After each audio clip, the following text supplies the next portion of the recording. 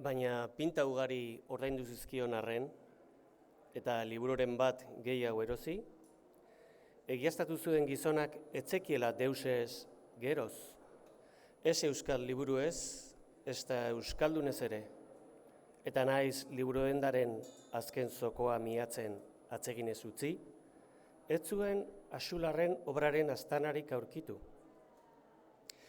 Itzulera, etzita egin zuela beraz, ez guztiz ordea, gerorik ez zuen liburu saltzailea. Zeinaren lagun mina egin zen, kontaktu garrantzitsua izan zitekelako, libururen zaharren import-esporterako. Hitz egingo dutela horretaz entzun dio esaten abaituak, beldur apur batekin. Eta material desenterekin beste bi egun foilez miatzen eman ondoren, aurkitu zuelako liburu interesgarririk dendarako.